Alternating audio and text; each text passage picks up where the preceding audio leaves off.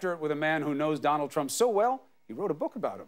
Former Trump campaign manager Corey Lewandowski. His new book about the president is called Let Trump Be Trump. Corey, always a pleasure. Chris, I had nothing else to do on a Friday night, so I love being with you. No, it's nice of you to take the opportunity. I haven't spoken to you since the new year. The best to you and the family for 2018. Same, and same to you and your family, Chris. All right, let me get your response on this reporting tonight. The allegation that the president's lawyer made a payment to a porn star. I think she goes by Stormy Daniels. Have you ever heard anything about this? You know, I've only heard what's being reported in the last couple hours, and what I've seen is what the public reports are, which is the White House has said that this was an allegation which was talked about prior to the election that was shot down, and she has said that there's no truth to this.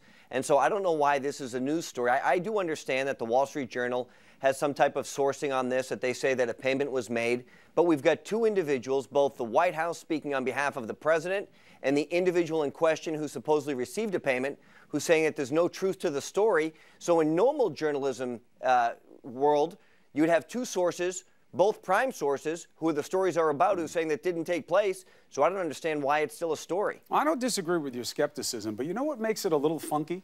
The outlets, the Wall Street Journal, the New York Post, even Fox News had it on the website or one of its blog sites. Murdoch-owned periodicals, media properties. Why would Murdoch-owned properties go out of their way to do a false story about the President of the United States?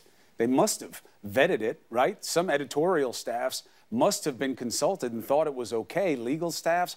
Why would Murdoch Properties do this if it's that thin?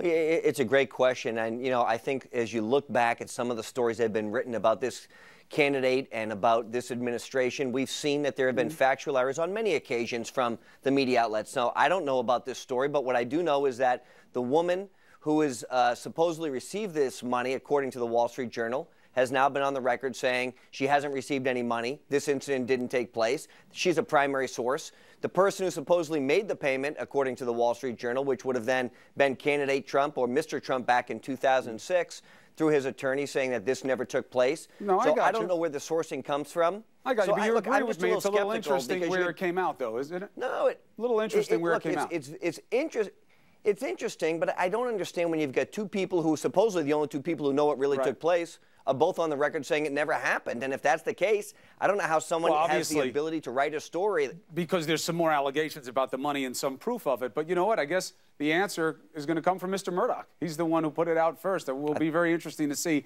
how they want to back up this story. All right, let's talk about something that is certainly more important and could not be more real. You know what the president said. Let me ask you, Corey, did you get on the phone and get to the president and say, hey, you can't talk like this. This isn't what America is. We have to be better than this, Mr. President. Did you make that call?